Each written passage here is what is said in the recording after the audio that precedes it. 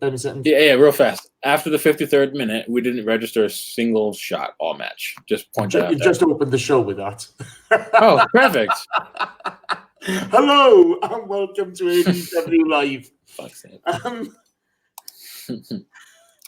How the devil are you all? Yeah, well, you know, Drew's just come back on board, so we're having those teething problems. First in the box tonight was Ronry. That's cheered me way too much. That's been the highlight of my day, that is. First in the box is Ronry. Then there's Daz 316. Then we got Gunner 93. Then Ronry, George Constantino.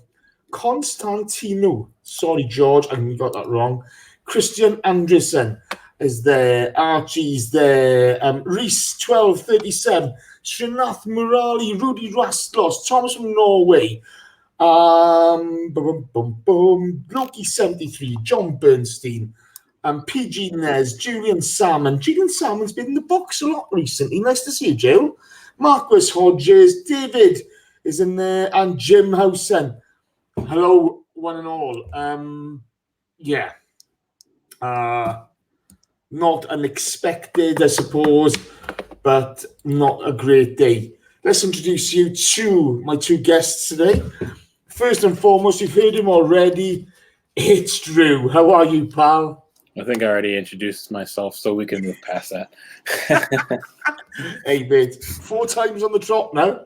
Good to see you guys. Fantastic. It's good to have you on board. Corey Austin's in the box. I'm looking for... We've had a donation, and I'm looking for it here, and I can't find it. Michael Harneman's donated, and he said something, and I got to find it. But was... Oh, here we go. Emery at it again. Takes them to go 2-0 up to bring on Pepe. Can't wait for the international break. Sick of this now. Mike, you're not alone, mate. And my other guest. He's my number one. He's the Albert to my Costello. He's the Eric to my Ernie. It's John Welsh. Say hello, John. Hello, John. Hey, that was painful. That was painful. Watching that was painful. Quick shout out as well for J-Rob. Thank you for the donation, J-Rob. Oh, man, lads, cheer me up. We're going to try, J-Rob. We'll try our hardest, but I don't know how easy it's going to be. I missed that donation. I do apologise, J-Rob. Thanks, pal.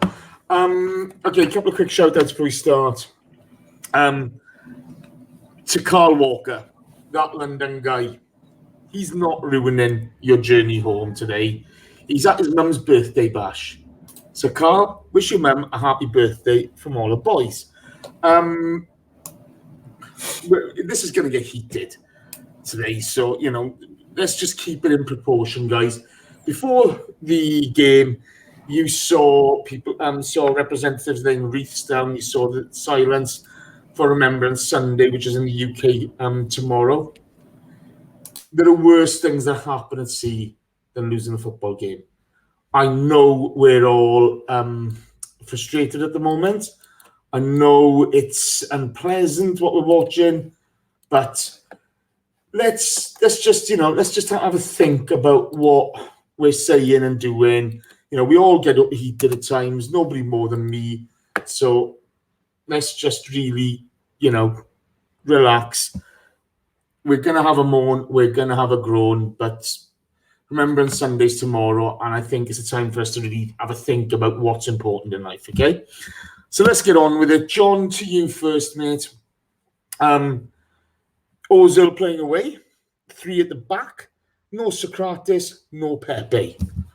What were your thoughts?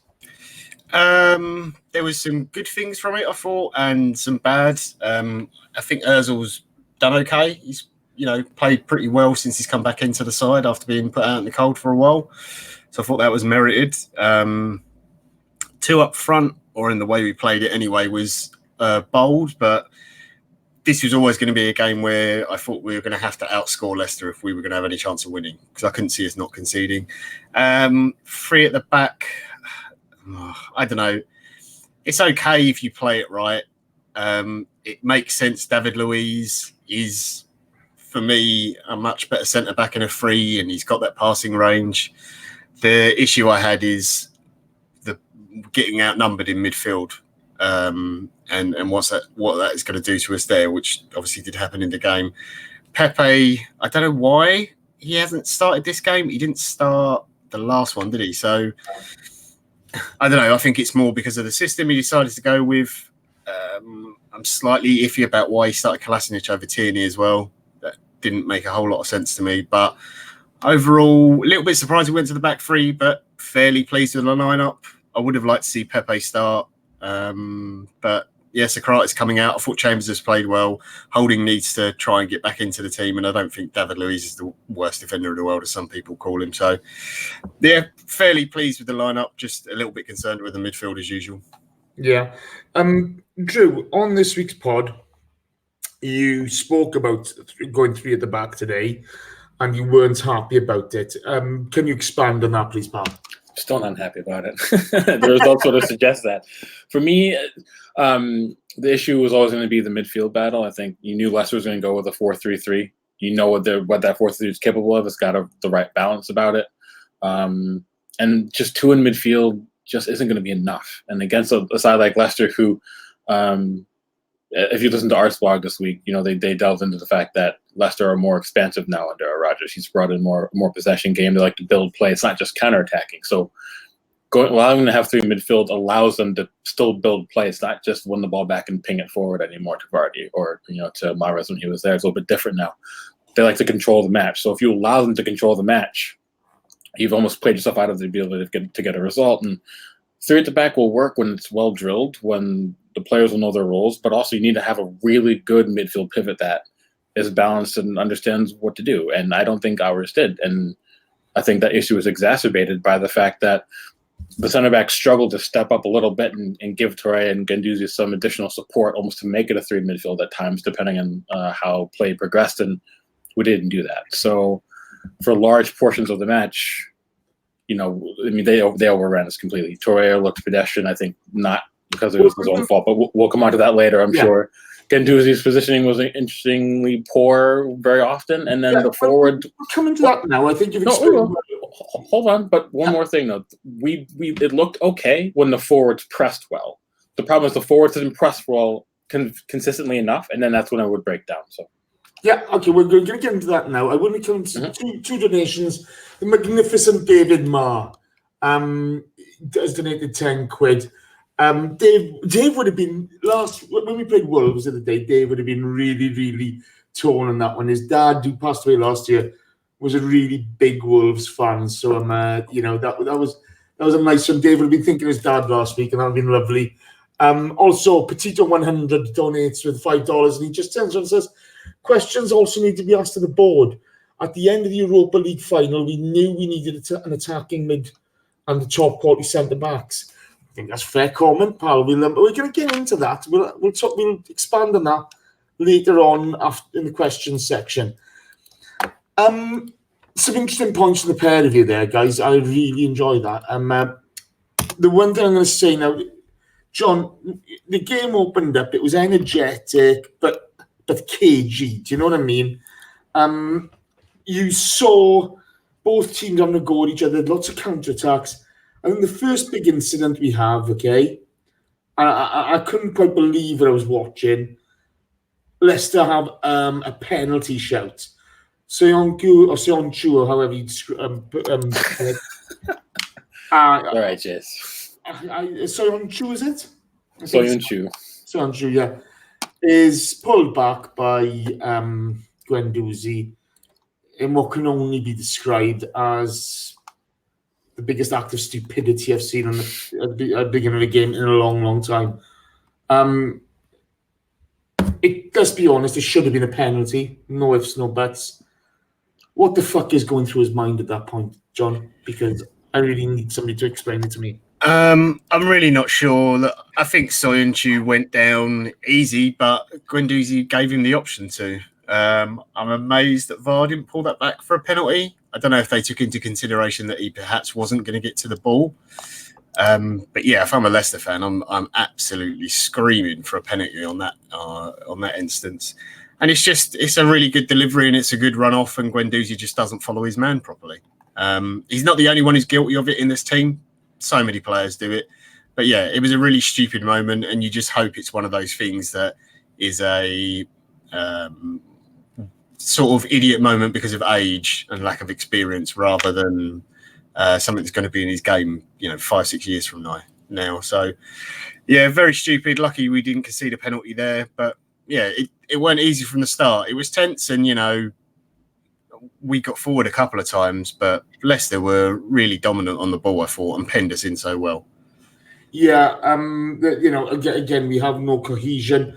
What we did do, though, on occasion, Drew, is counter-attacked well. And we see a really good Arsenal counter-attack. Unfortunately, Lacazette puts the ball wide. Do you think he should have done better? Yeah, I think he could have, but I think it showed the intent of maybe almost what Unai was going for. I think we can all agree he didn't come into this match looking to control proceedings. So I think every chance we've gotten to get on a counter, I think we needed to take, and I think that was almost kind of the issue. But I really don't know if this side's built to play a counter-attacking system, particularly with some of the players that we had on the pitch, and also I just think we lacked that final ball. Maybe I think again, I don't know if having Ozil essentially go into a reduced number 9 role and having Aubameyang and Lacazette often drift out wide, I don't think that's the way that it could be used. I think if we were going to go with a more direct approach, I think Pepe had to start. So I think I could question that.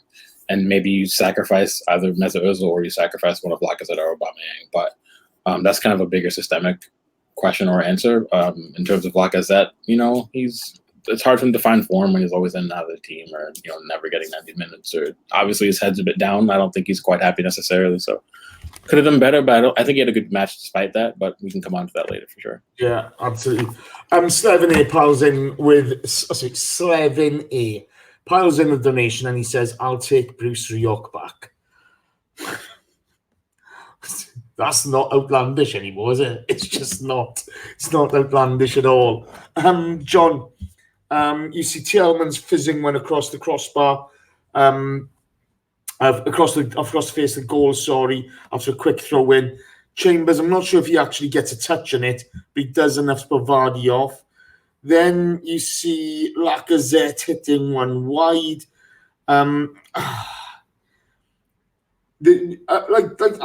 As Drew's just mentioned, we've got no control over this game whatsoever, have we? We got two central midfielders who are out of their depth in a two-man midfield. What is going through Unai's mind when he looks at this? There's about 25 minutes gone, and we're under the cosh a bit. Yeah, I think the thing is, whilst it stays 0-0, because we have had a couple of breaks, and you talked about the Lacazette chance where he probably should have done better or maybe hit the target. And we had a few breaks where it didn't quite come off for us. Although Leicester were definitely the better team, I thought, throughout the 90, and obviously had a lot more of the play, especially in the first half. We're still in the game, so there's still that chance there. So I think in Emery's head, he's looking at it as going, okay, we kind of give up possession, we let them play with the ball a little more, come on to us, and then try and break and use Lacazette, use Aubameyang. Ozil was picking up good spots, making good runs. Bellerin and Kolasinac, more so Bellerin, to be fair, were getting high up the pitch at times when we did manage to break. So, I mean, even me watching it, it was clear that the midfield was an issue, and like Maddison and Didi and Tielemans were just walking around us in midfield. But I just thought, whilst it's 0-0, if we just get one, if we can get one goal, then we're fine. And the fact that we managed to keep it 0-0 for so long is such a good feeling. I think that's why he doesn't go to affect it.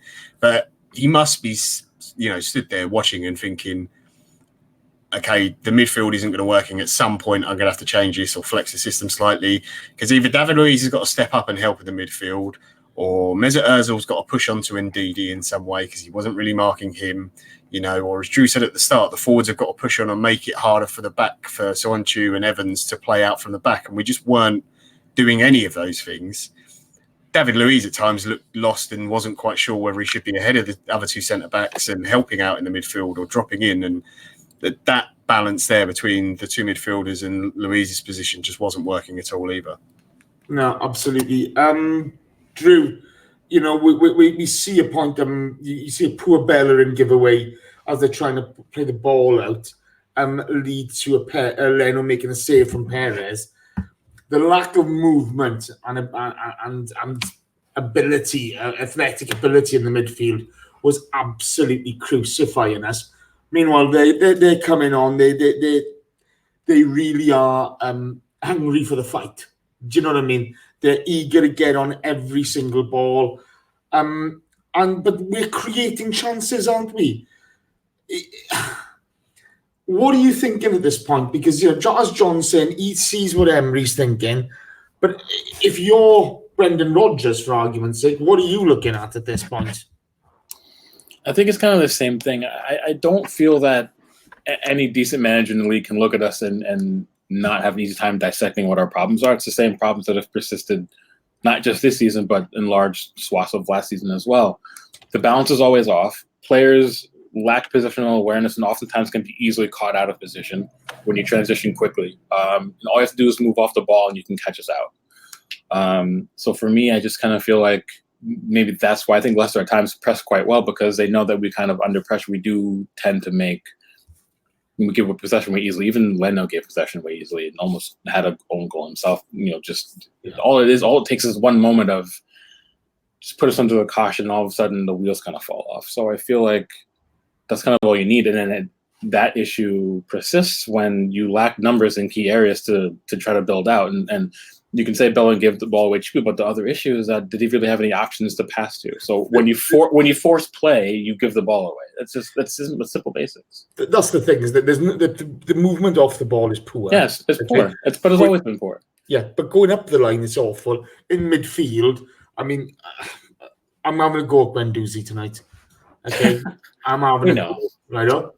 I honestly, I think he hides in midfield. He'll happily stand there next to an opponent, not offering himself. And I find that, he's only a young player. I get it, but he's hiding at times, and I'm not happy about that. I don't think he's given his man an option. Torreira, just not athletic enough.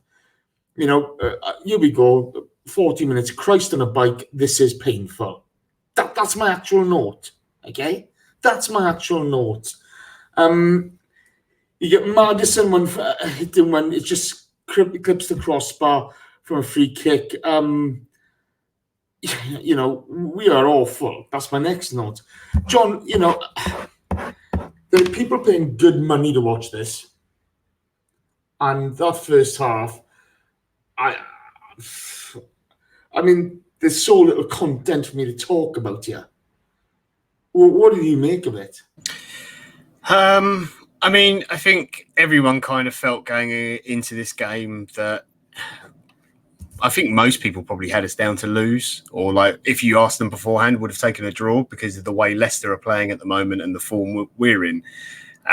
There was a few little bright sparks I think there was one moment where we managed to work it out from really tight at the back. Ozil picked it up on the left-hand side and it went over, and I think it came to Bellerin in the box. And I think it ended up being pulled back for offside just at the last second. And it would have been an amazing goal had the move been allowed to continue.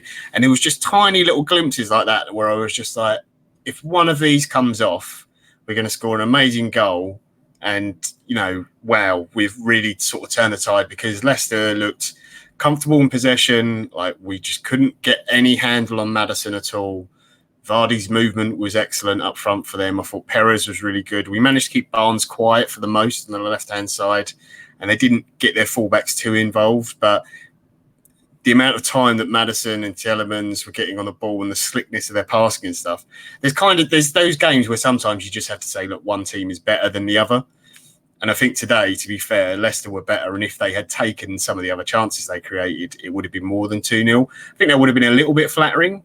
There's no denying they were the better team, but I thought we did have our chances. Just it was either the final pass wasn't coming off or the finish wasn't there. But again, you had this inconsistency in the forwards aren't pressing, so then the midfield are kind of disjointed. They're outnumbered. David Luiz doesn't know whether he's supposed to be joining in the midfield or sitting back in the back three. When we haven't got the ball, the fullbacks are too deep, and it's just too difficult. So I don't know. I was happy to get in at 0-0 at half time, and I thought maybe Emery looks at it and says, okay, the midfield isn't working. We've managed to hold on till half-time at 0-0.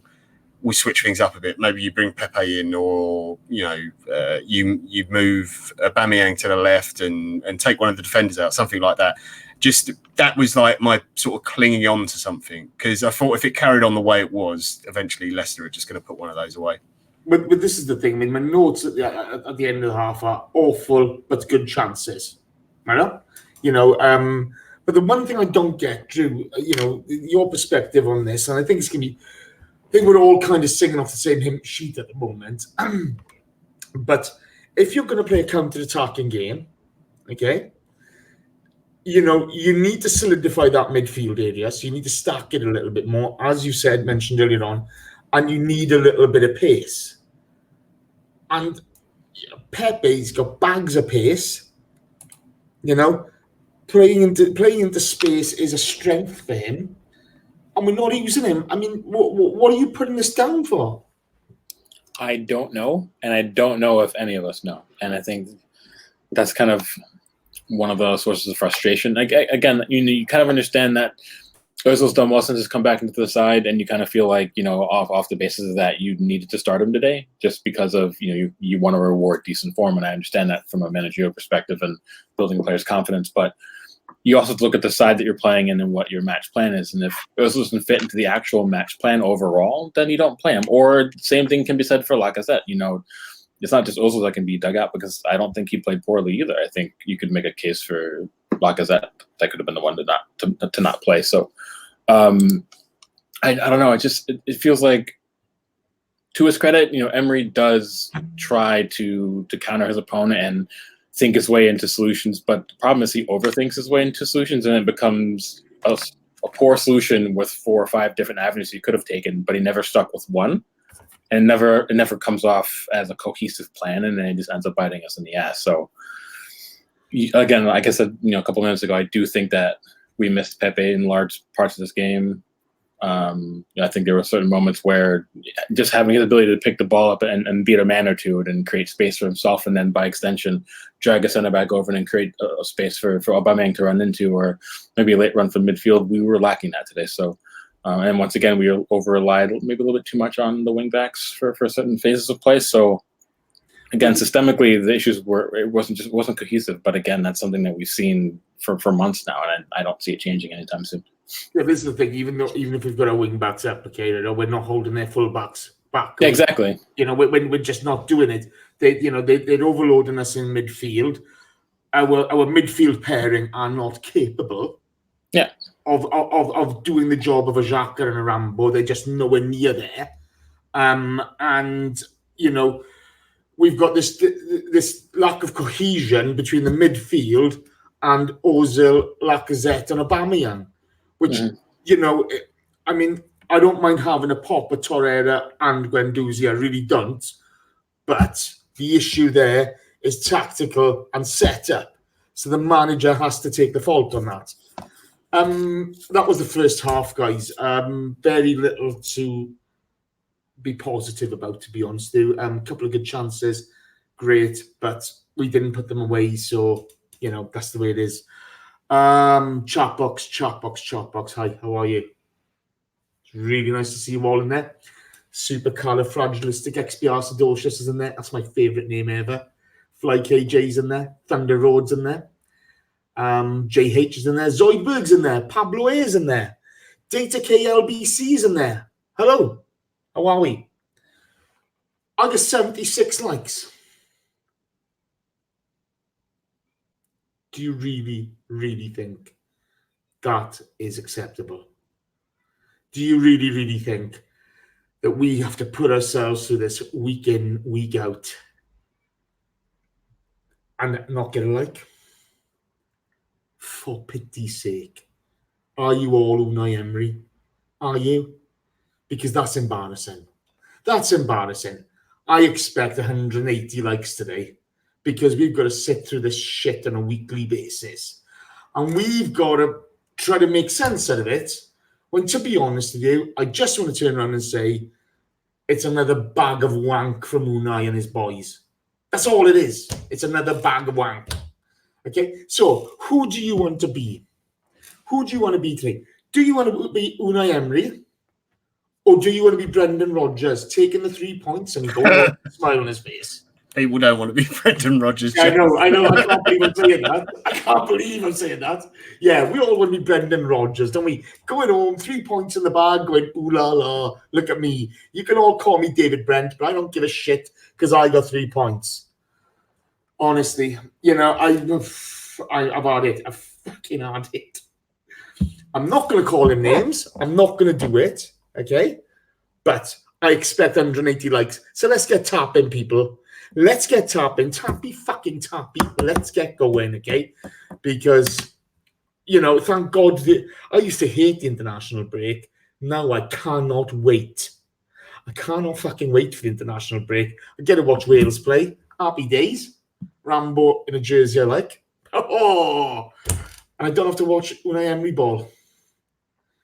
Which is just fucking killing me, people. It really is. So, in any case, let's get on with it. I got 101 likes. Come on, people. Get on with it.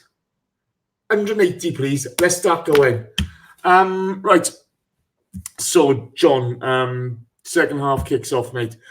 The DD hits the crossbar after great work from Ricardo down the side. You know, they come out for us, don't they? They come out. They can smell blood. We've made no tactical changes whatsoever. Yeah, they came out with the same intensity. Look, they're on a fantastic run at the moment. They're playing brilliant football. Since Rodgers has come in, he's kind of really turned the team around after they, you know, slumped with Claude Puel. The players they've invested, they're all young, they're hungry, they want to show what they're about. They've got technical ability. He's kept some of the old guard there to keep the fans on side with the likes of Vardy. I'm not even looking at that, Jace. I'm just ignoring that. But no, it's just, I don't know. It just looked like it was going to be more of the same, and I was just waiting for a change to happen, for him to change something up, whether it's bringing on Pepe or Willock or, you know, something about the system at some point was going to have to change because it really wasn't working. And yeah, let's be honest, that indeed he should have scored that goal. And it was getting more worrying because I thought in the first half we managed to keep sort of Chilwell and Ricardo quiet in their fullbacks. And as the second half went on, they started to get more and more into it, and they were just getting more bodies forward. To be fair, we did start to see a lot more of the ball, though. It did become a lot more open. Yeah. You know, the game did begin to open up later. Aaron Hadari smashes in with a donation, and he asks Monsieur Welsh and Thompson thoughts on Pepe. We're going to answer that later, okay? Because we are going to look at our record signing and the fact he's sitting on the bench. Yeah. Drew, you know, we get a couple of chances. Luis fires wide after we mess up an attack and the ball breaks Luis. Can't get anything on target at this time. Hector fires high and wide after a break.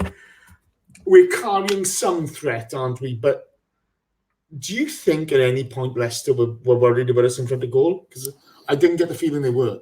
No, I wouldn't say so because we weren't getting the right people in those positions to take those chances. You know, with all due respect, you know, to Bellerin and to Luis, if that's, you know, Pepe coming in on this left foot in Luis's scenario, or if it's Obo or Lacazette with Bellerin's chance, I think they're more worried. So giving low percentage chances to players who aren't expected to finish, I think you take that when you're a manager and you say that's fine. It's kind of you kind of just let it go. But for maybe a 10 to 15 minute spell, we did, you know, the match, as John said, the match opened up a little bit, and then we did sort of get Leicester out of their shape, out of their rhythm, and it paid off. We did look like we were going to work our way back into it, and then all of a sudden the door closes, and then that was our window to take the chance, and we didn't, and then we lost it after that. Well, this is the thing now, and I want both your opinions on this. Drew, you first, then across to John on this. Then we get Aubameyang scoring, okay? And yes, it's flagged for offside. And the sad part of this is he's way offside for most of the movement and makes no attempt to sort of get back on side. What were your thoughts on that? You first, then over to John. I mean, I don't even know if I necessarily have a thought. I mean, it's just sometimes things transpire that way, and then you kind of just have to shake your head and move past it. Like, I don't know. Sometimes I don't even consider it. But what does John think? Okay, John. I think it's difficult because Aubameyang's had an amazing season, regardless of how bad we played, and he's had a great time at Arsenal. For someone who is so quick, you shouldn't be caught offside so much.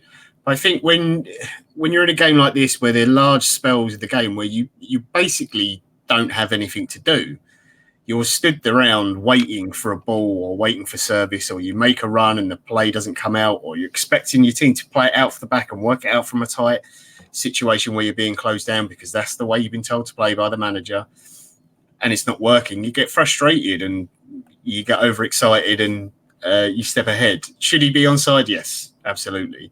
If he'd stayed onside, we get a goal, and to be fair, it's against the run of play, but it would have been amazing. And I don't know whether it would change the result ultimately at the end of it, but it gives us a chance. It's disappointing for him, but I don't want to lay too much blame on him, because at the moment, I mean, the likes of him and Lacazette, they can push and press against teams if they want, but if the people behind them aren't doing it, what's the point?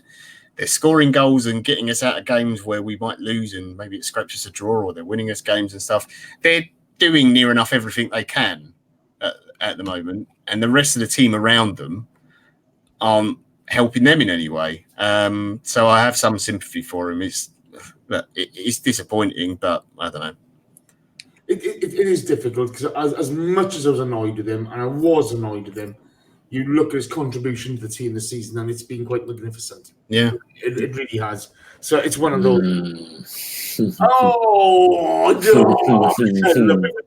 That's another debate for another time. I think that may be a podcast debate. That's a whole podcast debate. We'll have it again. I enjoy it. I really do. Jesus. You see Lacazette showing real hustle and muscle on Soyuncu. Ricardo defending well against Aubameyang in the box, and Aubameyang didn't do much wrong, but Ricardo did his business. Chambers cutting out a dangerous ball in the box. Leno saving from Gray. It was a bit of back and forth, but they were the team on top.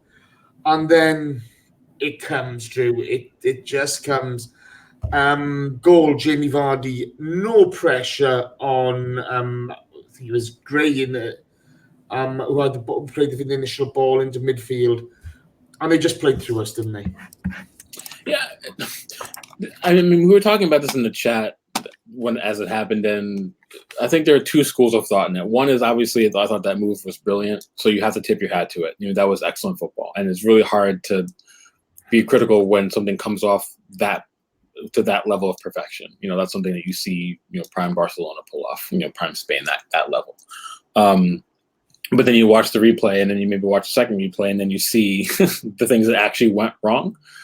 So then it becomes difficult. But again, and as we talked in the chat, it's the same sort of one or two issues that all the defenders and the midfielders, they all kind of switch off. And as the match progressed, Leicester continuously found free men on top of our box, and then you have to ask yourself, well, how's that possible? The midfield's not covering maybe the defensive wingbacks don't have that awareness to maybe check in just a little bit or not check in too much, so they don't give them that space. But they kept finding that sort of diagonal cutback into a different area where there was always just a free man or two, and then that for me shows a complete systemic breakdown at that back. And again, we've seen that at large points this season and at large points last season, and the defining factor always was if the other team puts the chance away or not. And Leicester are good enough to put those chances away. And we'll come on to Madison's goal later, but that was a perfect strike where most other players probably wouldn't have scored in that moment. But it's the same types of chances we regularly give up, no matter who we played. Burnley had similar chances,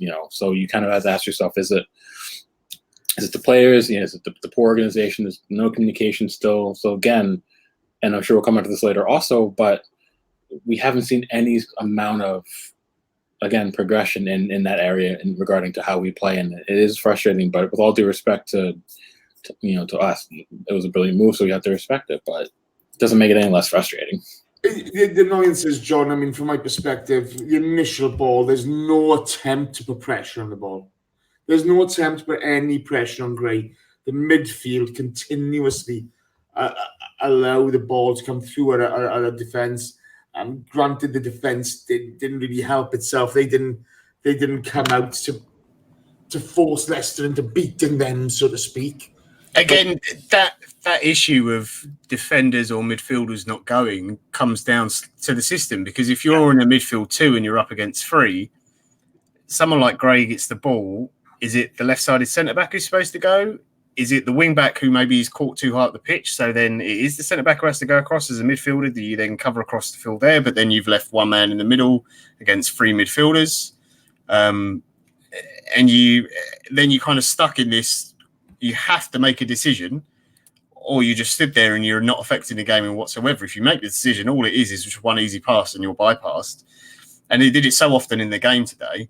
And as Drew said, it's a really good move. The little 1-2, the sort of dummy run over the ball and everything. It's really nice football, but it's all of that is stopped by having a system that you go, okay, this is what the opposition are going to do. They've played this all season. They're in really good form.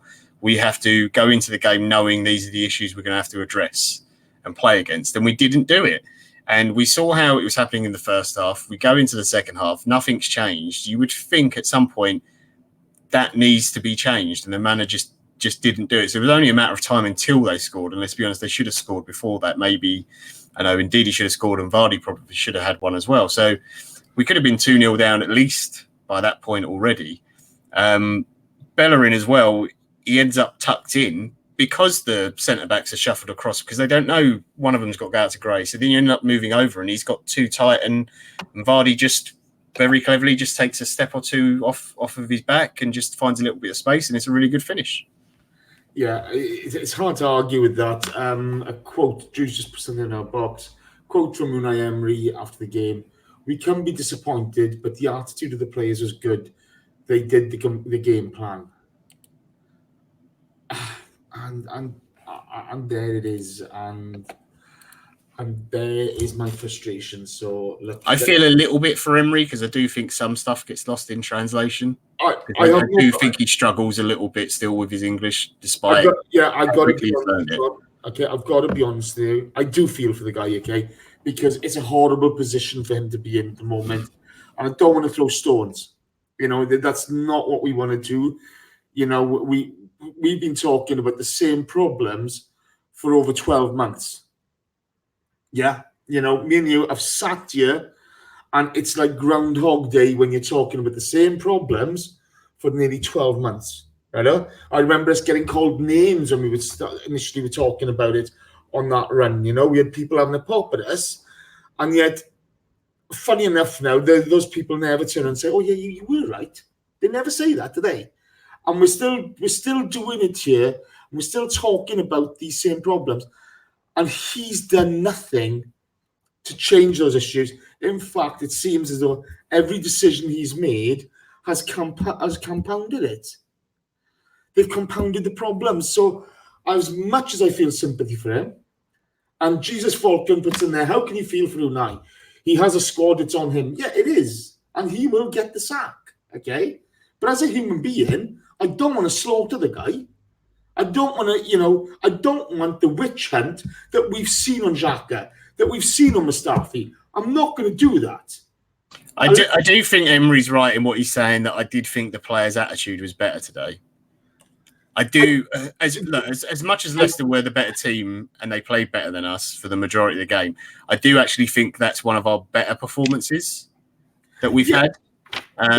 Especially away from home this season, and that doesn't absolve Emery of any of the issues of the team. That's exactly, they're still there and they're not getting better, and it is a downward trend. But I did actually think today's performance overall was a lot better from a lot of the players, and the attitude seemed to be better. But unfortunately, for me anyway, it's all too little, too late. Is the big issue. John, the big problem is, okay, look at Leicester. They're playing with a smile on their face. They're enjoying their football. They all believe in what they're doing. You don't see that with us. Okay, and you can say the attitude is better, and that's fine. I'm not arguing the point. But we are not, there's no good buzz about us at the moment. There's nothing positive that we are going as a team forward and everybody believes in the project. That's just not there. Yeah. And that's a problem for me. And Blair Slater smashes into the donation. International man in the street, Blair Slater. And he says, my tank is running on empty, boys. I love this club and this is really tough. My 13-year-old is even worse. And that's the problem. We've all been through this over the years. It's tough. It's just, it ain't nice, is it? Guys, we got 126 likes. You taking a mickey? Tappy, let's get going. 180 likes, please. Let's go. Drew. There's a nonsense. The second goal goes in. Maddison makes it 2. I thought it was some really, really good interplay from Leicester on this one. You acknowledged that there was some good interplay, but you had a slightly different take, didn't you? I did. Again, it's just when you look at how free he was, and there's an area where he scored his goal. I just brought up before. You have to ask the question: what are we doing off ball when we're on our defensive third to allow players to be that free?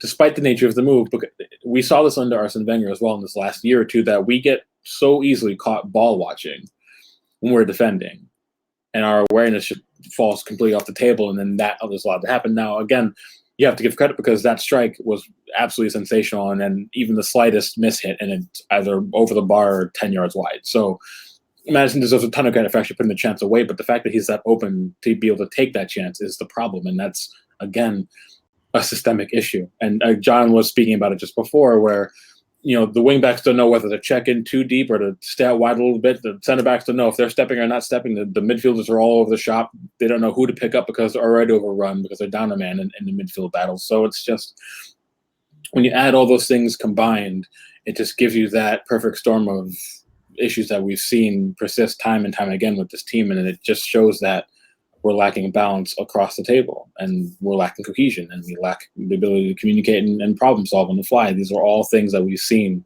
for 4 seasons now, regardless of who the manager is, regardless of who the players are. So, again, that's why it's frustrating, but I can't necessarily say I'm surprised. Can you? I mean, no. No. I mean, one of the things that summed up for tonight, John, we don't make a change until the 77th minute. Game's gone. Pepe comes on for Holding. In the 80th minute, Willock comes on for Torreira. I genuinely don't know what's going through Unai's mind at the moment, and he's got he must be feeling the pressure. There's nobody here thinking that anything good is coming from this at the moment. No, but can you explain why? I know I put in the group, I think it's after 60 minutes, we need fresh legs. Yeah. It was kind of, it's obvious to an oaf like me that we need fresh legs. And nothing happens. So, what's your perspective on that, mate? The issue is you're 2-0 down, you're against a team that at this point they're absolutely flying, full of confidence, they're passing around it for fun. I understand bringing Pepe on. It makes sense. You need to try and get back into the game. The system clearly isn't working. The issue is that you bring Pepe on. I understand the Callum Chambers substitution. Fine. You could have taken any one of the centre-backs out. I don't think any of them played particularly bad today. Everyone sort of gave the ball away a little bit, but the conditions weren't great. Leicester were doing it as well. You've still got 2 men in midfield and Mesut Ozil ahead of them.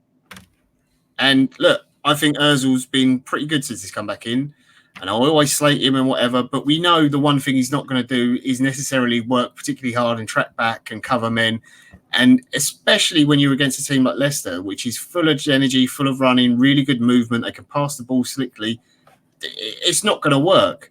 Now, maybe Torreira isn't having his greatest game ever. That might be more down to the system than it is actually him himself. If he's playing in a free, I think you see a different Torreira, and maybe he's the base of a three-man midfield and there's 2 slightly ahead of him, whatever way you want to play it. So if you're going to make that change, I think you need to take Ozil off as well and bring in Willock there and try and go free in the middle, and because you've just got nothing at this point. And I think, like you said, it is all too little too late. Pepe did some nice things when he came on, but it wasn't amazing. And by this point, it's just the game's gone. And I think Leicester knew they had control of the game. It's 2-0. They could keep it for as long as they wanted. They were quite happy to invite some pressure on and then break when they could. And I think Emery at this point, he just run out of ideas and just didn't know what to do. He just went, these are the natural subs. Torreira looks tired. Let's get Willock on. He's been good for me in some games. Absolutely. It was more going through the motions than anything, wasn't it? You know, I'd best make some substitutions now. Jim Housen smashes in the donation, and he says, talk of Raul contacting Luis Enrique. Thoughts? We'll talk about that after we've completed the game. We're about to complete the game now. We've got the question section.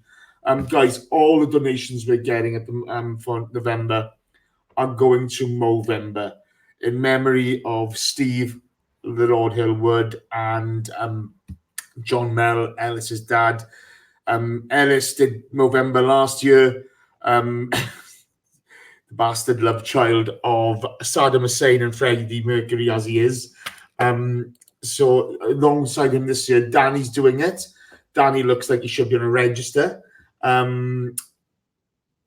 Josh is doing it. Josh looks a bit like Ginger Harry Potter, looking good.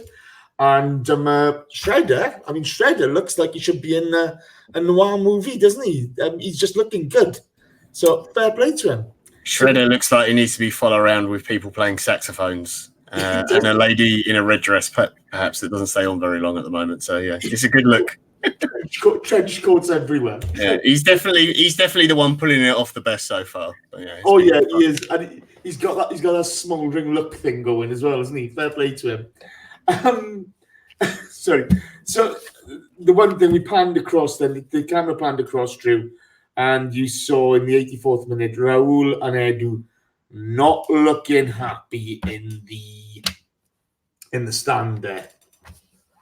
No, and I mean, I don't think they should be happy. Coming from Barca, Raul will be expecting of a certain standard, and obviously we're not at the place where Barca are or used to be potentially, but I think he wouldn't have come here if we didn't have the potential to get there, and the fact that we're so far off from getting anywhere near close to that, I think it's frustrating, and particularly no one that's a football chief and and the director wants to be saddled with the potential of having to sack a manager mid-season. It's not an easy task, and Arsene talked about it yesterday, where people were forgetting that if we were to sack Unai tonight or tomorrow, for example, we're not just sacking Unai.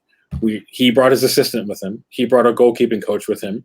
So that leaves 3 key senior coaching positions available. How do you replace that? And if you go with Freddie as caretaker, do you then disrupt the youth team to bring up youth coaches that he's used to working with to supplement him while we look for the right man? I think it's a tougher decision than people are giving credit for, but it's clear that leadership, at least by the look of it on camera, isn't really happy, and I think that they're concerned. I don't think anyone really, it's tough to say this, but I don't think anyone really expects us to go and beat Leicester today. But again, there's losing while putting in a good performance overall, and then there's losing and being abject. I don't think we were abject, but I don't think we lost gracefully either. I think for the majority of the match, I think Leicester were better than we were. I think we only had small phases of the match, maybe 15 to 20 minutes worth total, where you could say that we really were getting something out of the match. And I think that's the issue for a club of this size to go and constantly seeing performances like this. And the stat just came up that we've only had 2 shots on target in our last 2 matches. That's horrific of a club of our stature. It's frustrating. But this is the thing, Drew, okay? If it's taken them to now to get annoyed, I'm wondering what the hell are they watching?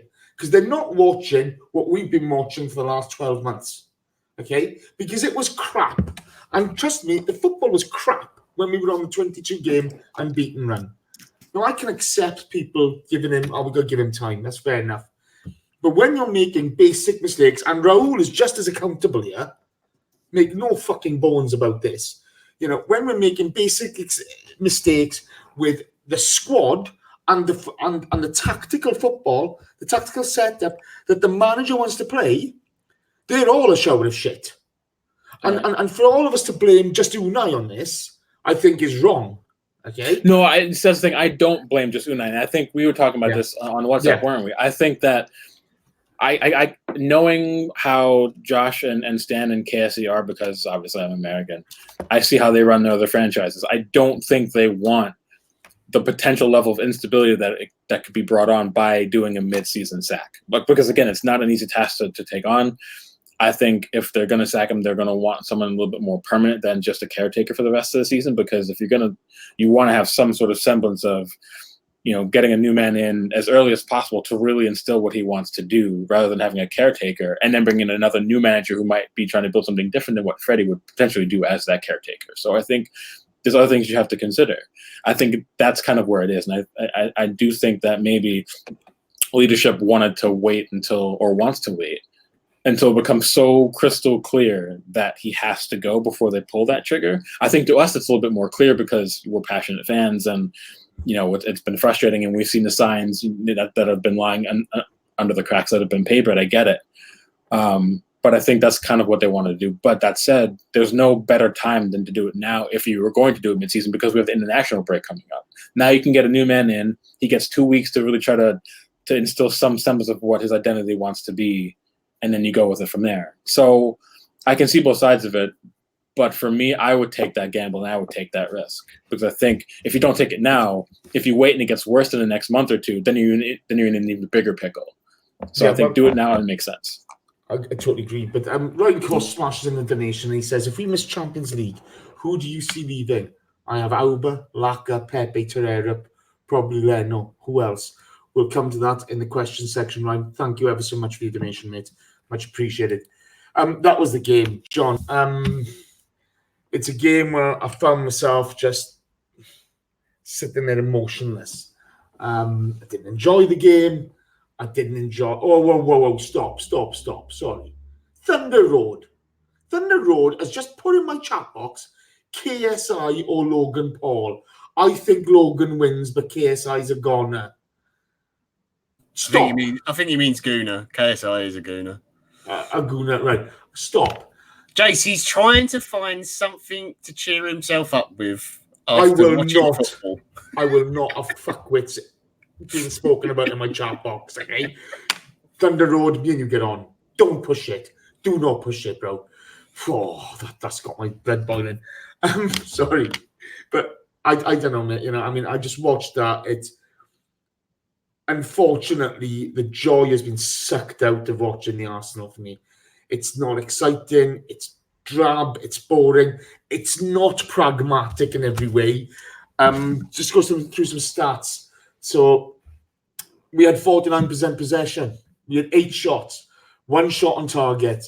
As Drew said, we've had 2 shots on target in the last 2 games. We didn't register a shot at all after the 53rd minute today. You looked at the passing stats from midweek, okay? It was as if we're trying to avoid being positive. You look at the league table, okay? We've played 12 games. We've won 4. We've drawn 5. We've lost 3. We have a goal difference of -1. How on earth, when we've been looking at this now for... Let's be honest, once Rambo got injured against Watford last season, that was it for us. We were fucked, okay? And all hope went. Right now?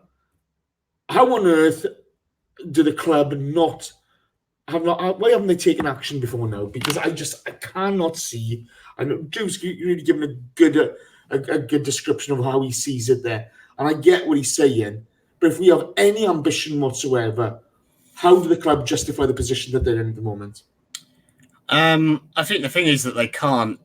They can almost look at last season and go, look, it's his first year at the club. It's a new league. He's learnt a new language. He's come into a team that is clearly still in the middle of a transition. You've just taken over from a legacy manager. The first season is almost a free roll as such. And he got us to Europa League final. Look, it's not the Champions League final, I know, but it's the competition we're in, and he got us all the way there. We did have that unbeaten run streak. I know the football wasn't great, and the stats are slightly deceiving. There was a lot of those games we probably should have lost or drawn or whatever. But those things did happen in that season. So you go, okay, we've had his first year. We're now going to.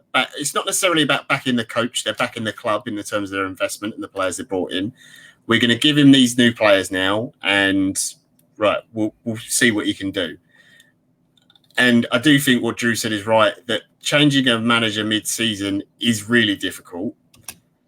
There's no point. Look, there's no point the club sacking Emery and saying, right, we've just signed Luis Enrique, if they haven't actually talked to Enrique, discussed things with him, seen what his vision is for the club, what he thinks of the players and everything else. Because you could end up 6 months from now going, well, Enrique was a complete mistake, and you've now got to pay him out money as well. I do think there is the argument that, yeah, you can move on for the manager and say, right, Freddie is going to come in as, caretaker manager, whatever, till the end of the season. And at the end of the season, we will review, we'll be discussing, having conversations with other people. And we will make a final decision then on, maybe Freddie's done well enough that he warrants to stay on in the job and is, officially given a title, or they have someone else in. But none of those things are easy to do.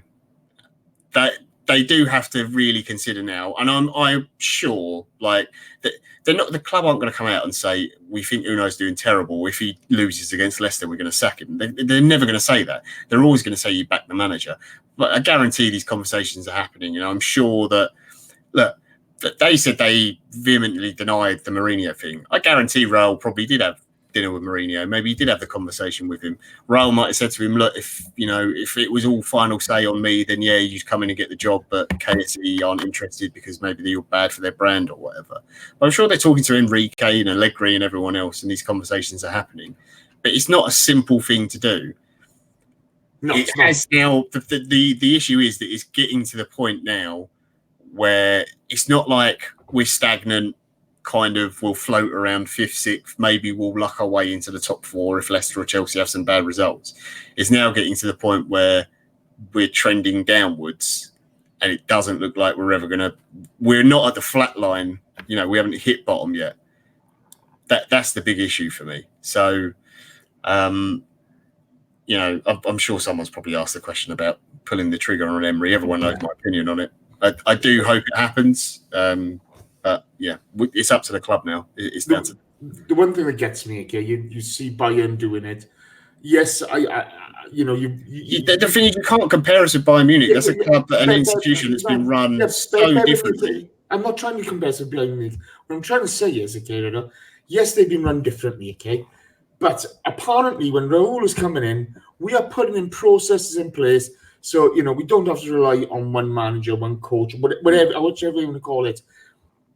But they see a problem. Yes, they know it's going to be difficult replacing Kovac, but they know what the right thing to do is, and that's what we have to do. Ambition does not recognize hurdles. You just have to overcome them. You just have to. That's true, but I think they have much better systems in place. And well, we're not inside either club, are we? So we're not. Well, I think you look at the way Bayern has been run for the last 40, 50 years. They're a much better run club than we are in our current state. But they just suck up all of Germany's talent because they're the biggest club, aren't they? But that's also why it's a lot easier for them to go out and get a manager they want, because they're a very attractive prospect for anyone, not just from Germany, but from all over the world. Arsenal currently, some managers will jump at the job. People have spoken about Brendan Rodgers as a possible Arsenal manager. If I'm Brendan Rodgers, I'm not leaving Leicester. That Leicester squad's way more exciting. Wait on that then. We'll go into the questions now, so we can use that as examples. The McManus smashes in the donation, and he says, "Evening, gents. Yet another poor performance. Unfortunately, pal, you are bang on the money. Yeah, it was awful. Right, people. I got 149 likes. You're 31 short. Do you want me to call you Unai Emery, or do you want to be like a Brendan Rodgers? Come on, people. Tappy. Let's get going." By the way, 5-star reviews on what's it called? iTunes. Where are they? Come on, get on with it. Bloody wrong, isn't it? Right, Drew, to you for the first question. Matthew Wright asks, was Ozil playing as a false 9? I mean, yeah, it clearly seems that way. I mean, more often than not, it was Aubameyang was drifting out wide right. Lacazette would drift. They would interchange, of course. Any decent front three has to have some sense of interchangeability moving forward. But I think what wanted to happen is that Ozil was going to drop deeper and then kind of link play with Touré and Guendouzi, and then maybe progress play. You have the overlapping runs by the wing backs, and then Aubameyang and Lacazette would then tuck in the middle. You'd have the overlap as well from the workman. Then he'd have options. That's kind of it looked like what we wanted to happen, but it didn't really happen all that effectively. And again, you maybe want a bit more from Ozil when he's both on and off the ball. I thought he was very good in the first half, but I thought he was poor in the second half, which kind of almost describes all of our play. I thought our first half was better than our second half. I think that data kind of shows that. But indeed is a different prospect to deal with, and especially when everything is so disconnected in midfield, it's hard for things to operate the way you want it to. So I do think that was his role. I don't think he's necessarily best suited to that role. I don't think you can turn Mesut Ozil into how certain coaches want to turn Mario Götze into a false nine and end up being an absolute disaster. I don't think you can really do that. It doesn't work for a reason. So, there's got to be another solution. For me, I thought that was his role, but I don't think it was good enough today.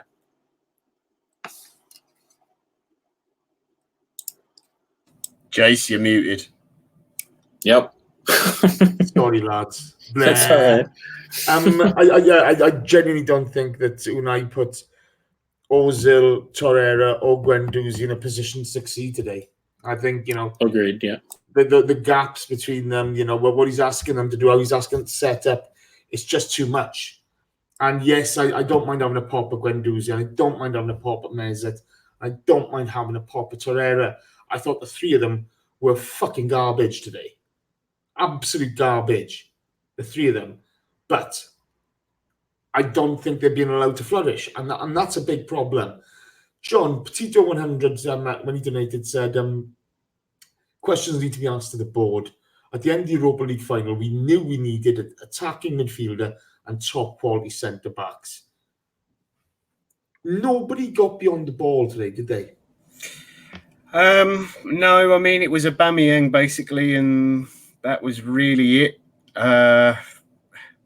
Which is fine. That's what you expect of your striker. Lacazette is more of a hold-up player than he is a runner beyond it. Mesut made some good runs beyond the ball, but the issue is if it's Mesut running beyond the ball, Guendouzi and Torreira aren't necessarily the best midfielders equipped to find him with a pass. And you look at the way we set up, it relies heavily on the wing-backs to provide you width and get to the byline and get behind the defence, and we didn't do that enough today.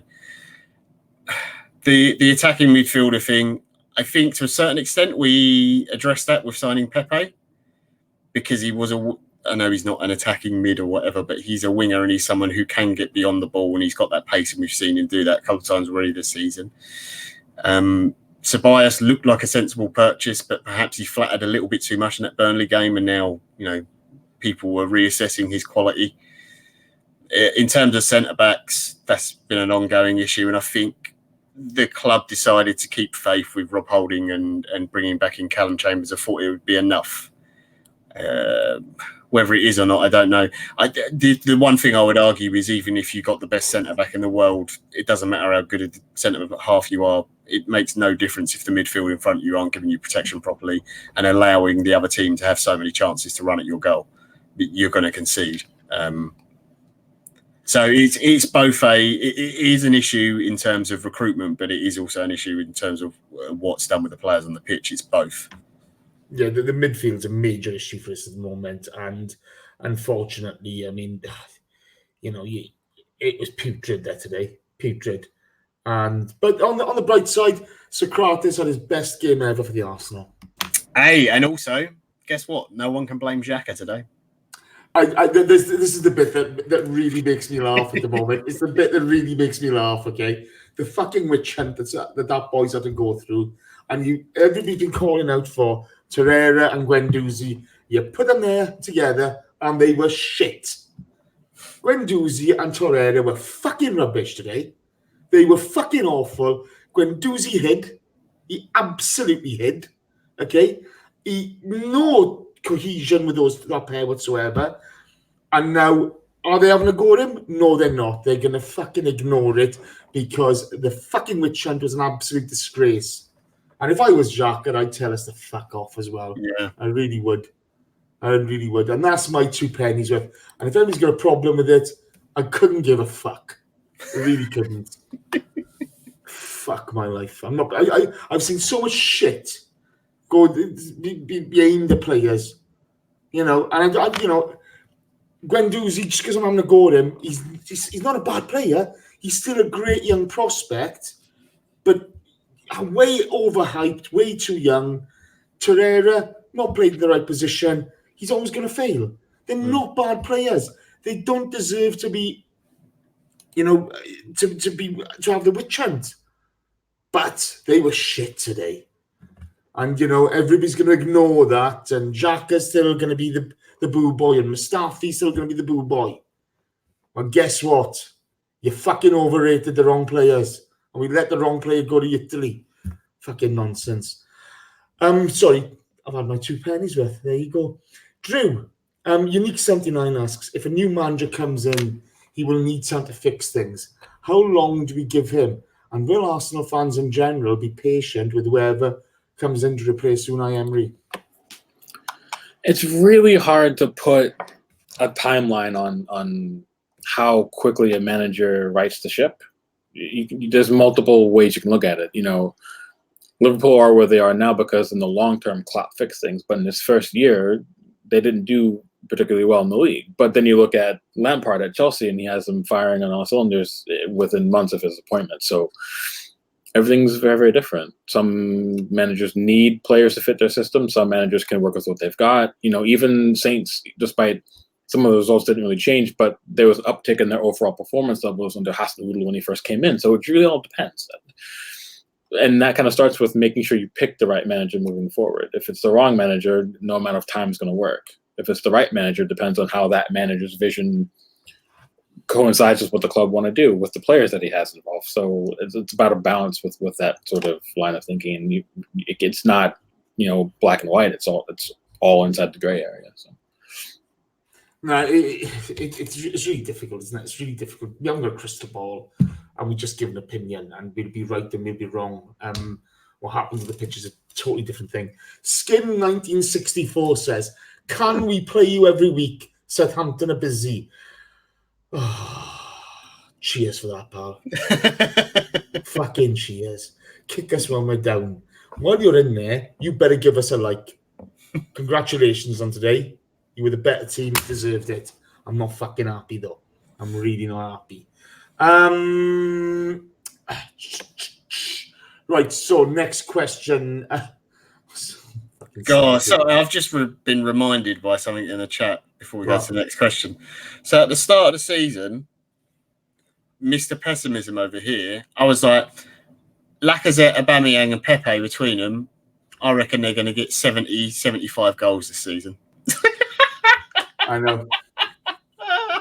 Hey, to be fair, mate, okay, it could change. Okay? I'm on course. I'm sure I said for 50. Yeah, you did. I'm sure I said 50, Tell you what, I'm always fucking right. That's the great thing about being me. I'm always right. I love it. Sorry, I'm going to get a load of grief for that now. But guess what? You can go back and listen. It's all on tape. It's on tape. It's on the cloud, isn't it? Sorry, I'm just being full of shit at the moment. John, Petito5100 asks, no, sorry. No, we've done that one, sorry. Yeah. Loki73 asks, why do we persist in playing headers and volleys in our own box, even when we're 2-0 down with 3 minutes left? For fuck's sake, he says. I guess that's just a case of you can't fault the players' attitude and that they stuck to the game plan, as Unai said.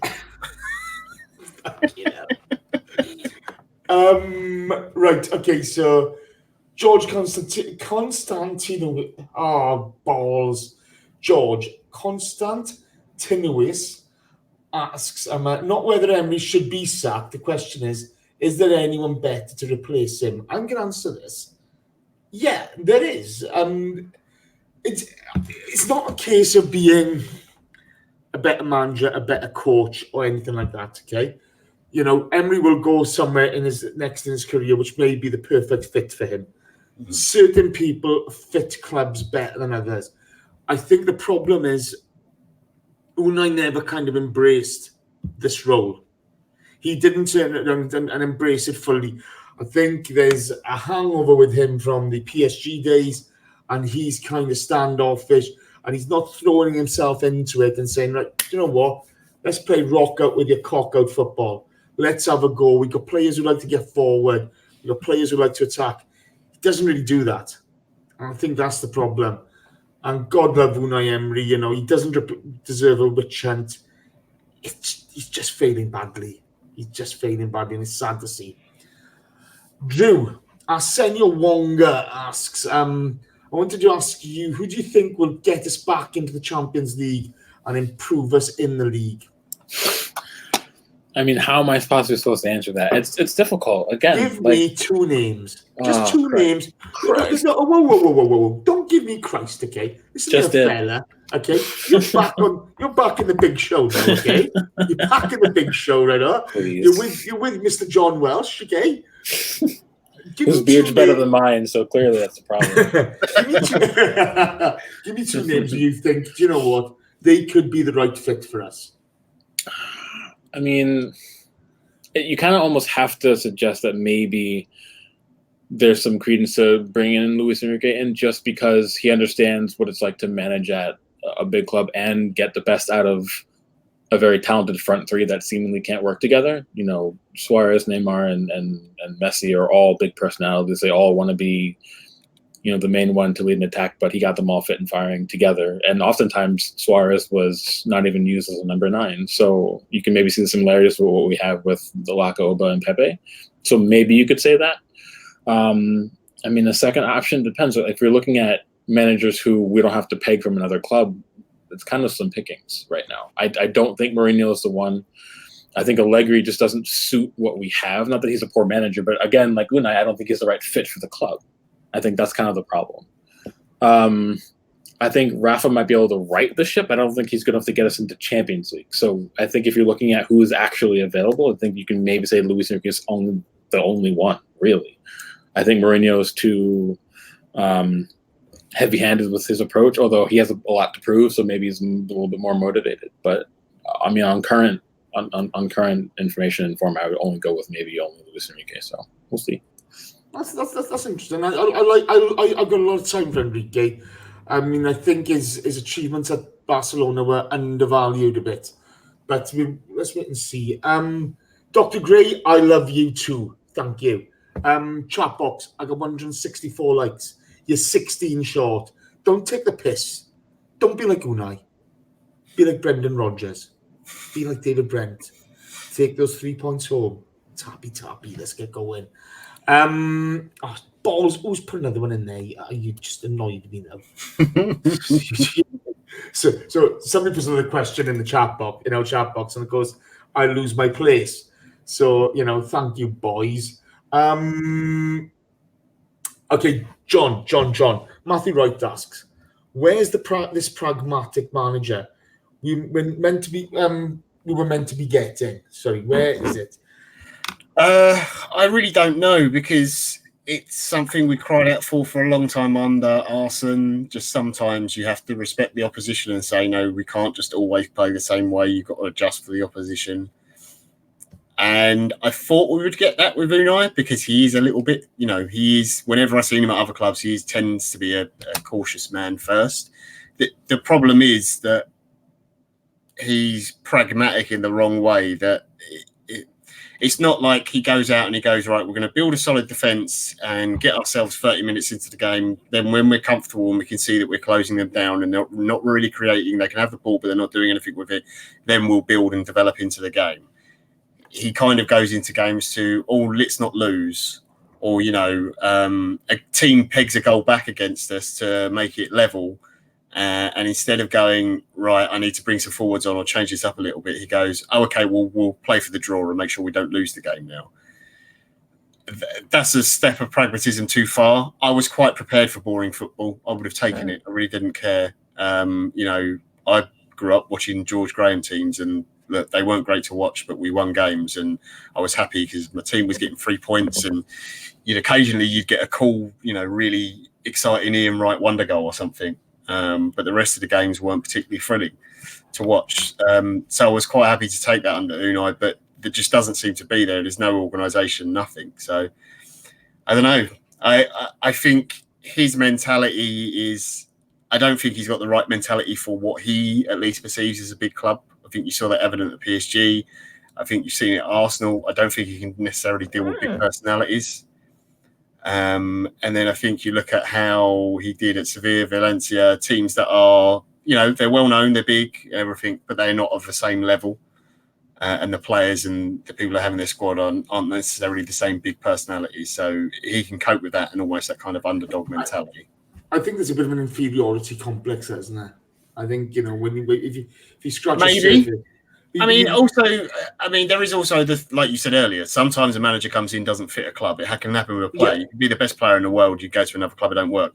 Shevchenko was one of the best strikers in Europe, went to Chelsea and was horrible. Torres, Liverpool's Chelsea, he's in the same league and it doesn't work out.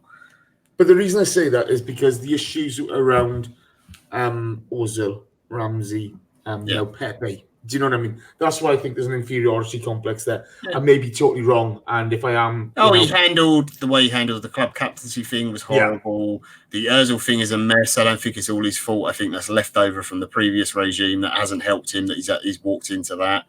And he's walked into, let's be honest, an unbalanced squad as well. I think so. None of those things are easy. That doesn't absolve him of blame.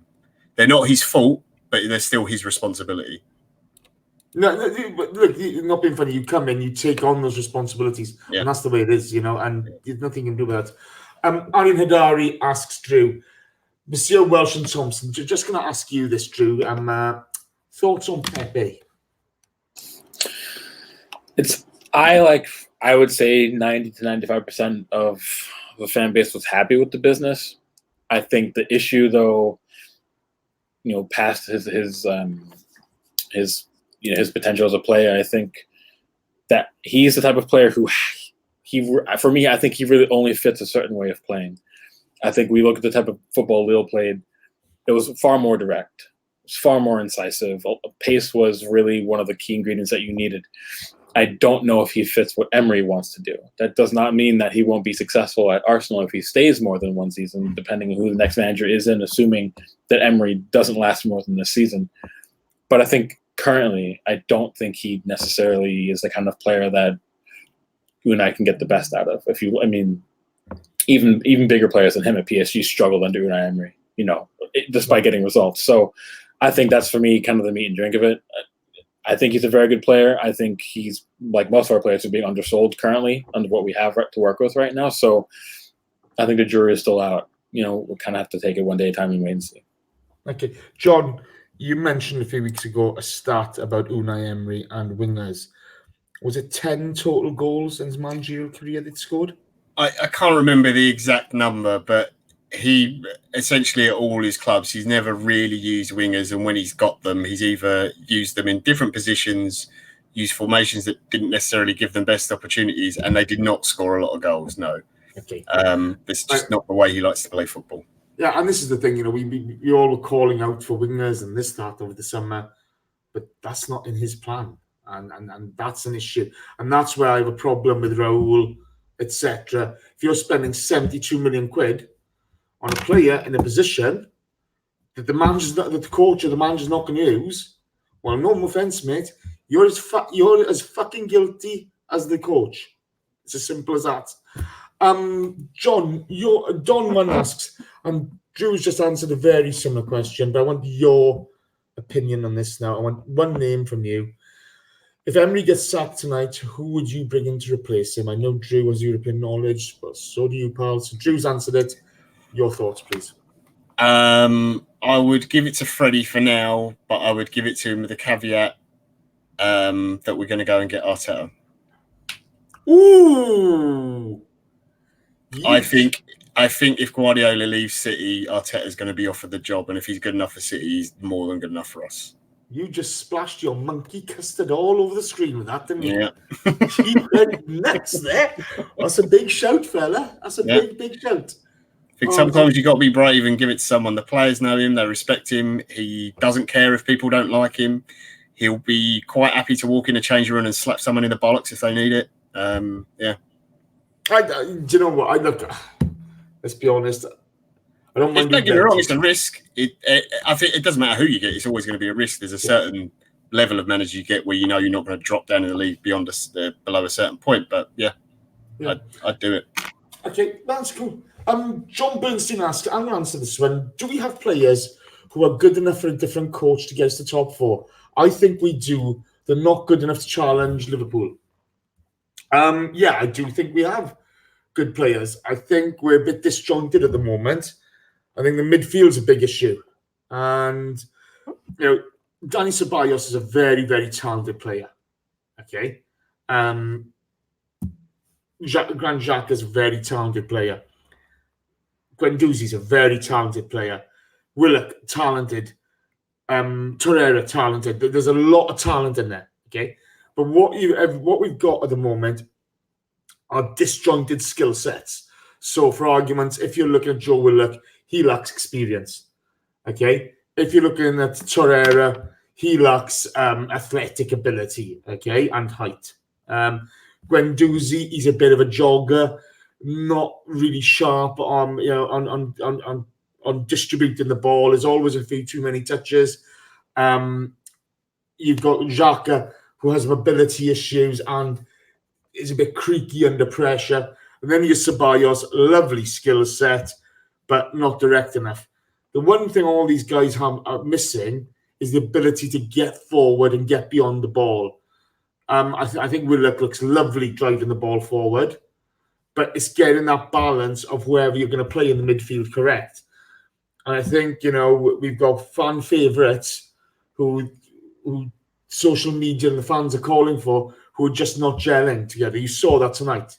I don't see how you get Torreira and Guendouzi to gel together because their skill sets just don't match up well. They really don't. That's the problem for us at the moment, is getting the right players with the right skill sets together. We can get top four, no problem, but not under Unai at the moment. Drew, Matthew Wright asks, with Ozil back in the team, we're creating even less. How is that possible? I was waiting for that question. Just absolutely. And I know John sat there, kind of wants to sit back and have me try to wiggle my way out of it. You look at any problem this team has currently, and it takes a lot to dig out one or two players and say they're the problem. For me, I think it's clear that our issues run systemically, and they're far deeper than the players you use, because we create even less when Ceballos is in the same role as Mesut Ozil. And when Joe Willock gets those starts, still creating less. So I think a lot of that has to do with the teams that we're playing. They're all, no one in the Premier League is bad. At the very least, teams in the Premier League know to sit back and defend and make things difficult for you. Whether they can score goals or not is one thing or another. But a lot of managers at smaller clubs will have that mentality, especially against us. And a lot of them have learned to press better. Even the lower teams now press more effectively as well. So you're getting even less time on the ball. And when we're so disjointed in midfield, and again, all our issues are systemic in nature, it exacerbates itself. So for me, I don't think it matters if Ozil plays or not. And I'd prefer getting the best version out of him, but we're not getting the best version out of anybody. And that tells you something. It's not just one player. It's not just two. It's not just three.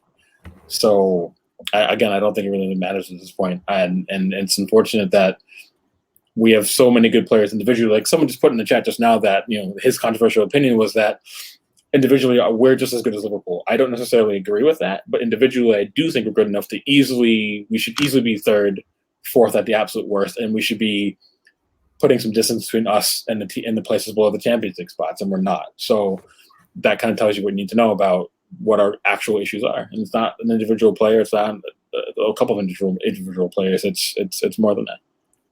Okay. No, I don't think there's any arguing with that. I think it's a very valid point. I think John wants to argue, but I don't think he's going to. No, I'm not. I've got to be honest. We're coming to the end of this now. We've been going for long enough. I'm still 10 short on my likes. You fucking Unai Emerys. Honestly, a lot of you. John, Jim Housen asks, talk of Raul contacting Luis Enrique. Kika Marine's reporting it. What are your thoughts? I think it's understandable that he would go and speak to him. It's a guy who he obviously knows. I don't know how good Enrique's English is, or if he speaks English at all. That would be one concern of mine. Also, obviously, he stepped out of football after the tragedy he had with his family. Is he ready to come back into football yet? I don't know. There was talks of him maybe being offered the Chelsea job, I think, in the summer, but apparently wanting a lot of money. Whether I believe that or not, but that's for other people to decide. I'd certainly take him, but he's proven manager, very successful. I know people will say it was Barcelona, it's easy to manage there. Well, it's not. It really isn't an easy club to manage at all. You look at them this season, they're top of the league, but they've got all these wonderful players. But apparently I've just seen that Lionel Messi has passed the ball into the back of the net more times than he has to Griezmann at the moment, or probably the entire season, because they apparently don't like each other. So, imagine trying to deal with a dressing room with those kind of egos and that expectation level that someone like Barcelona has. So he ticks all the boxes for me. It's just whether he's ready to come back into football and if his English is good enough, because clearly I think it's been pretty obvious since Emery's come into the club, understanding and explaining his ideas and getting them across properly to the players has been an issue. Maybe that's down to the ideas, though. Yeah, no, possibly, but I do think there is a genuine thing of you explain something in one language and the English version of it, or whatever language you're doing, doesn't translate the same. No, that's fair comment, pal. Fair comment. Okay, John Bernstein asks, I'm going to take this one. Would you take Jill Ellis, the US women's national team coach, to replace Emery? That's a massive shout, isn't it? I think you're getting into a real area there where Jill Ellis is obviously a very, very successful coach. It's international football, okay? And the US, that is geared to having a very strong national team. You look at the success over the last number of years. Club football is very different. The fact she's a woman, it shouldn't make a difference, but I think it would. I think there are a lot of good coaches out there. I think at the moment, if you look, there are issues around the colour of Premier League coaches. How many black Premier League coaches are there? How many top table black coaches there are? How many African? How many Asian top coaches there are? Do you know what I mean? There's all sorts of issues, okay? And then you bring in the sex of somebody as well. Look, if they've got the skill set and they've got the experience, I've got no problem with anybody getting it. You could have bloody Jiffo the Martian. I couldn't give a damn, okay? But you need to know club football, and that's a big thing. You need to have a bit of experience to draw on, whether it be as a player, whether it be as a coach. You see in other sports, NFL, McVeigh, he wasn't a player. They got really good coaching setups to bring people through in that. To be honest, I don't see us ever appointing Jill Ellis as the Arsenal coach. I don't. But that shouldn't mean she couldn't do it. Okay? There's a lot to go into that, and it's a bit of a political minefield. And, let's be honest, there's all sorts of issues around the colour and sex of managers at the moment. And, you look at referees, and who's the female touch judge referee? Oh, God. Sean Massey. Sean Massey, yeah. You look at the shit Sean Massey had. Yeah. A manager will have a hell of a lot more. So here's one for you. Would you take Joe Montemurro as Arsenal manager? The ladies coach? Yeah. No, I wouldn't actually. And at this moment in time, okay. I think if you do that, then people ask questions of why you're not giving it to Freddie. Yeah. To be honest, look, Montemurro has got far more experience of managing the first team. Okay? Yeah. Let's be honest. I think what I'm looking for the next coach of the Arsenal is a bit of experience, somebody who's succeeded and failed at a club, somebody who can draw on the depth of good experience, tangible skills that they've picked up to drive the team forward. Now, whether that be a newish manager or an experienced manager, I'm not sure, but they've got to play with a bit of ambition. That's my personal take on it. Okay, what they're going to go with is who knows. Drew, question for you. Ryan Cost asked, if we miss Champions League, who do you see leaving? I have Auba, Laka, Pepe, Torreira, and probably Leno. That's half the team. I think it's clear that Lacazette's not happy. You kind of see it in his demeanor over the last couple of weeks, maybe a month or so. I also think there's a reason why Aubameyang hasn't signed his new deal, and there's a reason why we made him captain. I don't think he was the best choice to be made captain, but I think it was done to try to influence him to get the new deal done. But I don't think anyone should be surprised if one or both of them leaves. I know a lot of fans now are jumping on Lacazette's back again, but there's a reason why he had the season he had last season. He might not be a 25 or 30 goal scorer, but he's a very good player, and Aubameyang will score wherever he goes. And the nature of it is we got him from Dortmund because it was either go to China or stay at Dortmund where he wasn't happy. So we got Aubameyang. But when push comes to shove, he's only 30. He still has 5 years left in his career, 6 years left. And if he's not going to win anything with us, then why wouldn't he leave? He has no ties to us. He didn't grow up as a fan necessarily. He wasn't raised through the youth system. He has no reason to persist here if he's not happy. So I do think if we don't get Champions League, and that's where he wants to play, and with all due respect, he's good enough to be playing in your premier competition, I think he would leave. And I can't blame him if he does. No, I agree with you. John Data K LBC asks, is Joe Willock so Danielson? Is he the new Danielson? I kind of get it, but talk about Joe Willock. I actually like Willock, and I think he's got a lot to offer. He seems to have a really good engine. He can get box to box. I think his ability to play multiple positions is good. I think, honestly, I hope anyway, that his career goes the way of playing a number 8, and he is a box to box player. I think he's more of a number 8 than he is a 10, as some people have seen him. But no, I think he's a better player than Danielson. I think he's got more about him. Absolutely. And when he drives it's a long, he's got a long way to go yet, though. This is his first proper season in the team. And when he drives forward with that ball, he looks a thing big at times, doesn't he? Yeah. He really does. Actually, John, I'm going to stick with you for this one. Don Corleone asks, for frigging heck's sake. Sorry, I'm as frustrating as the Arsenal. Don Corleone asks, do you think Lacazette has been ineffective up front? If so, would Martinelli be a better partner for Auba?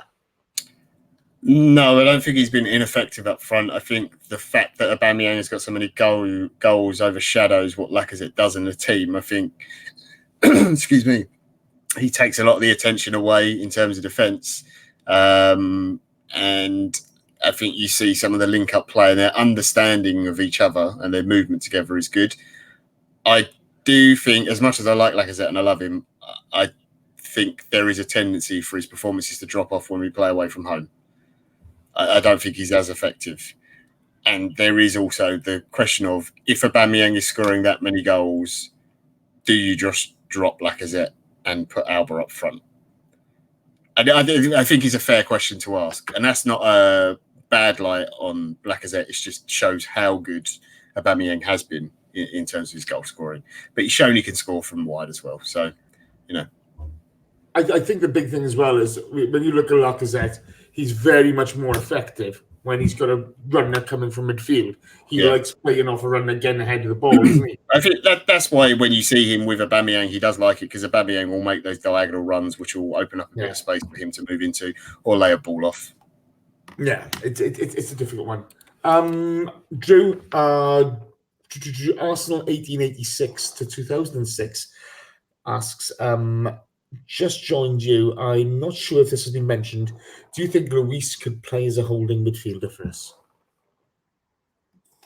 And he has before, So I don't see why not. He's got the ball playing ability to to make a Xhaka type pass where he bypasses midfield and then just play someone into space. I think he's effective. I think he has the mobility to do it as well, to play as a sixth. You see that when he played with Chelsea's back three, that he would always step forward. He would always be a little bit more mobile than the other two, certainly more than Christensen, and arguably more than Zuma as well.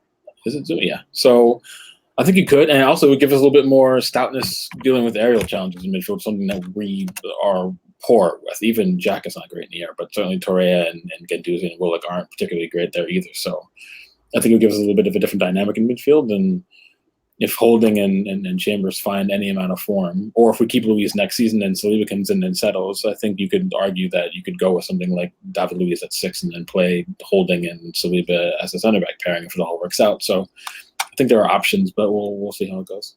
Yeah. Chat box, again, 177 likes. You were given a target of 180. We've got 5 minutes left. Get on with it. Tappy, please. The last question I'm going to answer. Oh, sorry, we get 2 questions.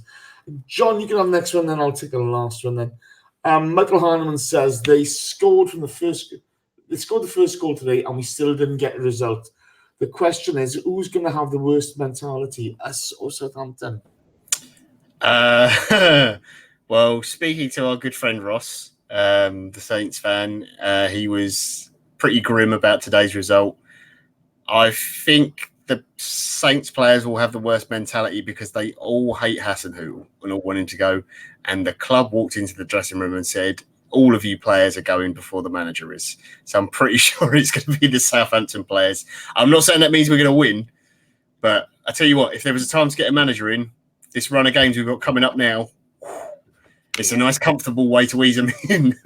And not being funny, you need that, don't you? You need a little bit of luck now and again. Yeah. Like Danny's mentioned, we've got a Russian friend who is called Gene in the box. He's been typing in Russian, so Gene, apologies. He's from the Kamchatka region, the peninsula. I did watch the Simon Reeve on Russia thing, and it was really interesting. So I've forgotten where Kamchatka is, but it's a peninsula, as he said in there. Very wild. You got snow tigers and stuff like that up there. Yeah, I'm pretty sure. Kamchatka is north of Japan. That's it. There we go. Yeah. That's where they've got the gambling dens and stuff like that. So that's it goes. Yeah, I know all about gambling dens.